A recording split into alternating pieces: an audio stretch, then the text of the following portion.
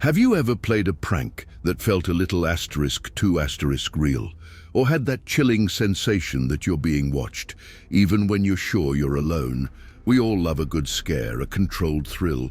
But what happens when the lines blur, when the game stops being fun and something truly unsettling takes over? Today, I'm going to tell you a story about a group of college students whose elaborate prank was meant to be harmless fun, a bit of viral content for their channel. They wanted to simulate a scare. They never imagined they might attract a real one. This isn't just about a prank gone wrong. It's about how easily the familiar can become terrifying, and how sometimes, when you stare into the darkness, something stares back. This story, we'll call it the Watcher Prank, takes place at a sprawling old university campus. You know the type, with ivy-covered buildings, shadowy quads, and dorms that have seen generations of students. Our group consisted of 4 friends: Liam, the tech-savvy planner; Chloe, the aspiring actress who loved the thrill; Maya, the skeptical documentarian always behind the camera; and Ben, the unsuspecting target. Their idea was ambitious, inspired by those stalker prank videos, but they wanted to elevate it, make it more psychological for their small but growing YouTube channel. The plan was to make Ben believe, over the course of a few nights, that someone was subtly, then overtly, watching him. All meticulously filmed, of course. They thought they had every detail covered. They were wrong. It started small. Liam, using his coding skills, managed to get Ben's laptop to flicker his webcam light on at odd hours, just for a second. Chloe would accidentally mention seeing someone who looked like Ben near his usual coffee spot, describing them vaguely. Maya, while filming Ben for a supposed day-in-the-life segment, would pan her camera slightly too long towards a shadowy figure in the distance, actually just another student, but framed to look ominous. Ben initially brushed it off, a glitchy laptop, a coincidence, Maya's artsy filming, but the seeds of unease were planted. This is crucial because the prank relied on that slow burn, that creeping doubt that makes you question your own senses. They'd leave cryptic, typed notes, nothing threatening, just unsettling observations, like, "Saw you liked the new library exhibit," or "That blue shirt suits you," slipped into his backpack when he wasn't looking. Chloe, using a voice modulator, would make brief, silent calls to his phone from a burner number. Maya's footage from this phase, which I've imagined based on descriptions, would show Ben looking over his shoulder more, his easygoing demeanor slowly being replaced by a subtle frown of concern. It's amazing how small, disconnected events can weave a narrative of paranoia in someone's mind when orchestrated. But this was just the warm-up. The real scares were about to begin. The second phase was designed to be more direct, to really get Ben's heart racing. They wanted those jump scare reactions for the camera, the genuine fear that would make their video a hit. One evening, as Ben was walking back to his dorm through a dimly lit part of campus, Liam, dressed in dark clothing with a hoodie obscuring his face, was supposed to quickly walk past him, accidentally dropping a small, featureless wooden doll at Ben's feet, then disappear into the shadows. Chloe would be hidden, filming the reaction. The execution was flawless. Ben saw the figure, saw the doll drop. He froze. Maya, filming from a distance, captured his terrified expression as he hesitantly picked it up. Later that night, they planned for him to see the same hooded figure, Liam again, standing motionless across the quad, just watching his dorm window. But here's where things started to deviate.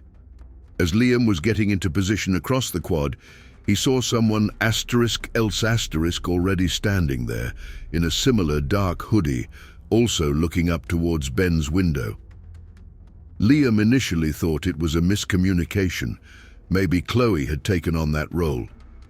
He texted the group chat. "Funny, see, didn't know you were playing the Watcher tonight." Chloe's reply was instant. "Wasn't me. I'm with Maya setting up the next bit." A chill went through Liam. Who was this other figure? They decided to pull back for the night, a little spooked, but rationalized it as a weird coincidence.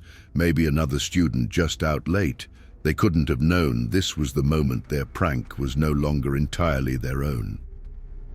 Despite the unsettling incident, they decided to push on with their final, most elaborate scare a couple of nights later. This was supposed to be the climax of their video, the big payoff.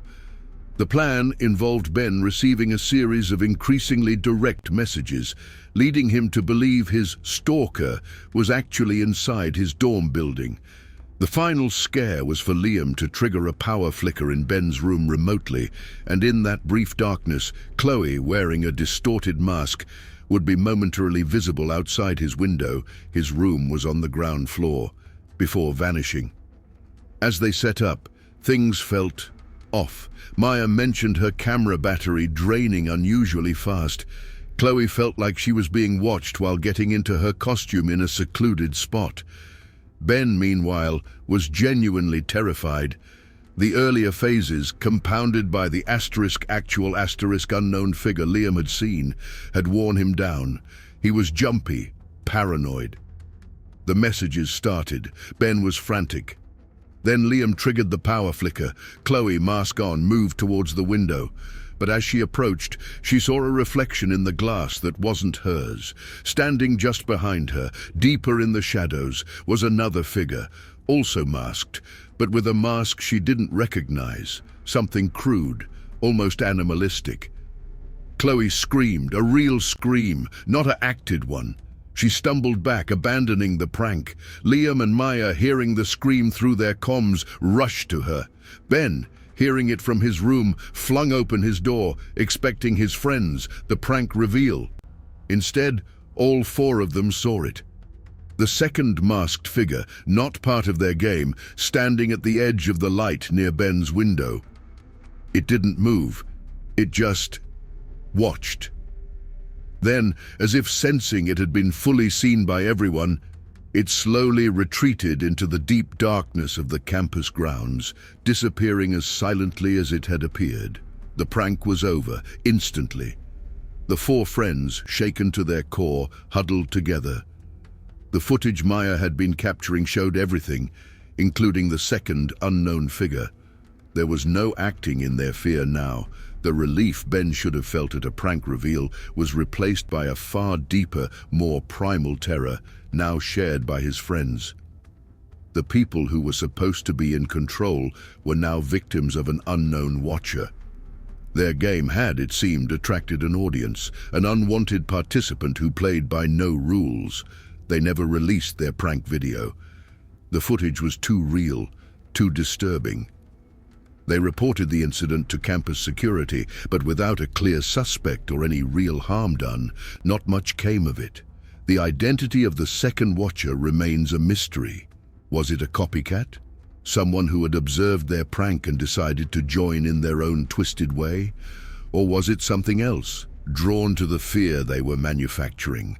What started as a controlled experiment in fear, a game for views, spiraled into a genuine brush with the unknown. They set out to make Ben feel watched, and in the end, they all felt it. This story serves as a chilling reminder. Sometimes, the line between a prank and reality is thinner than we think. And when you actively try to invoke fear, you might just succeed in ways you never intended, waking something that prefers the shadows. What do you think? Was the second figure just another prankster, or something more sinister? Have you ever had a prank go too far, or felt that inexplicable feeling of being watched? Share your thoughts and your own stories in the comments below. I read them all.